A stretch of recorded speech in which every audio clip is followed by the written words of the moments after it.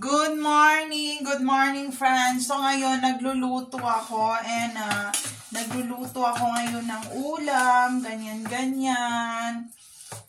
And hindi ko na nakita yung pearl na jewelry, but it's okay. I don't care about it.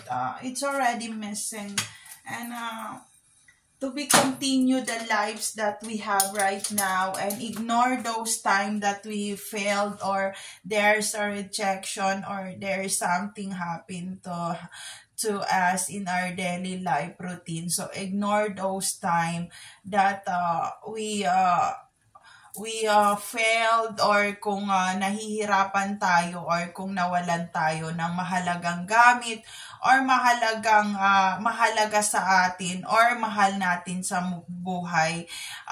Kailangan natin mag-move on and I don't wanna cry anymore. I don't wanna just sit in the corner and just cry all day, all night for those kind of failed or failure into my life. And if there's someone came into my life for this kind of situation, I don't know. I don't know what's happen next in the future, but I don't want to do anything moves to destroy or do harm or harmer to those people around me, also into my neighbor. So ayun, binalik nila yung hawakan ng pintuan and hindi sila nagsalita. So I don't wanna talk about anything issue. It's kung pupunta dito ang security for do something na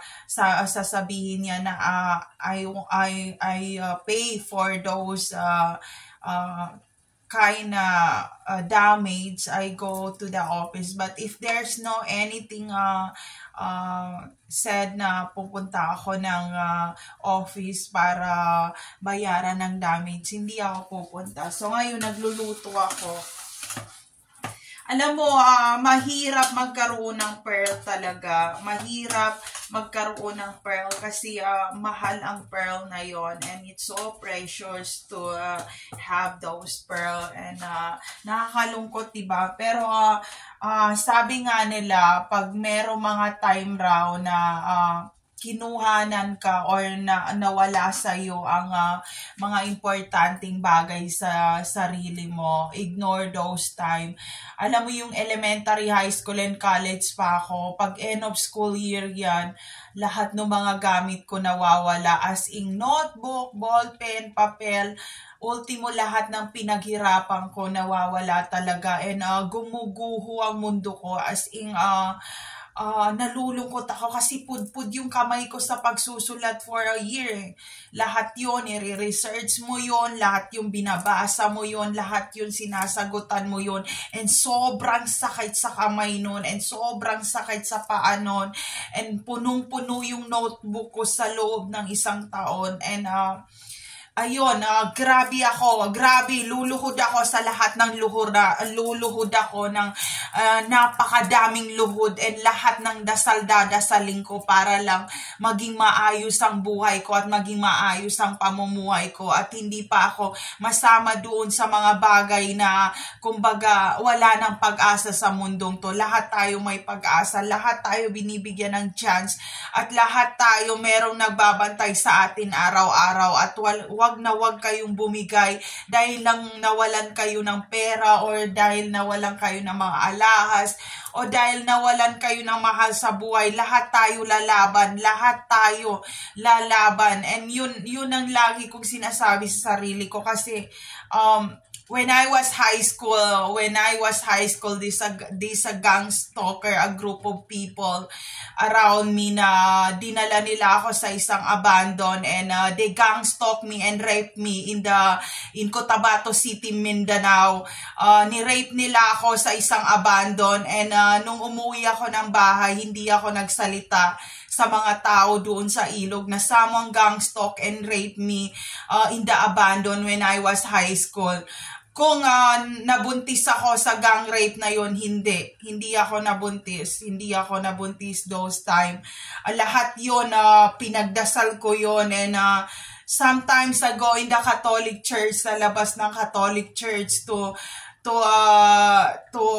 cry and to say sorry or lumuhod talaga and umiiyak ako. But this man gang stalk me. He's a rich man and pumunta siya doon sa simbahan and I hate him. Tinutulak ko siya and merong taga-Ilog na nakakita sa amin na nag-aaway kami doon sa Catholic Church na yon sa simbahan. And sabi niya, it's a secret for both of us. And sabi niya sa akin, I will marry you. And I said to all world what happening. And I said to him na no. Wag mo na akong pakasalan. And then, we go in the Catholic Church for those time. And sabi niya, I'm sorry. Akala ko, burikat ka. Akala ko, pokpok ka talaga. Tapos, sabi niya, sorry. And then, lumuhod siya. And nag-sorry siya. Sabi niya, when we finish our college, I will come back and I will marry you again and again and forever. And then sabi ko, tumayo ka na dyan. Hindi ako magsusumbong sa pulis. Sabi ko sa kanya, tumayo ka na. Hindi ako magsusumbong sa pulis. Tama na. Sabi ko sa kanya, sabi niya, I'm so guilty. Guilty raw siya sa what he done to me. And I said, tumayo ka na. And then sabi niya, I will marry you and I find you from Luzon, Visayas, Mindanao and international. And there's ups and downs happening to you. Nandito lang ako sa likod ng lahat ng yun. And sinabi ng mga kasama niya na pwede ba kaming ibigay doon sa girlfriend mo? And sinabi niya na hindi and nagbarilan sila and sabi niya hindi. Sabi ko, hayaan mo na. And then kumuha siya ng baril. Sabi niya, subukan yung lumapit. Sabi ko, putang ina mo, ano na naman yan? Sabi ko, uwi na tayo. And sabi ko, hayaan mo na sila. And then sabi niya, from now on, pag lumapit sila at sasaktan kanila, I will come back and rescue you all the time. So, yun ang sinabi niya sa akin. And nabalitaan ko na namatay na siya pagbalik ko ng Cotabato City, Mindanao. So, if you want the shit, lawyer, do it!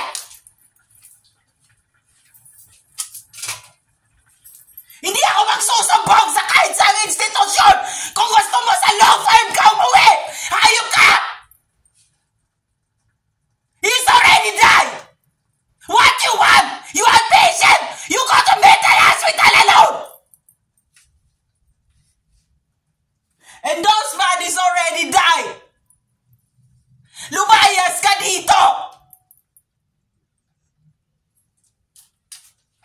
The damage is already done. He's already died. All those gangsters is already died and he's already died before this COVID in Muntinlupa. So shut your fucking frequency voice to Scott! Alam mo anong sinabi doon? Kailangan ko mag-aral ng paulit-ulit. Hindi niya ini-expect na yung babae pala na igagang rape niya ay matalino at hindi bobo. Get out of my way, get out of my way. Kung gusto magkaso ka mag-isa mo. Hayop ka, tarantado ka, ang dami mong question. Ngayon nalaman mo na malandi ako. Lumabas ka ng Luzon, Visayas, Mindanao and international.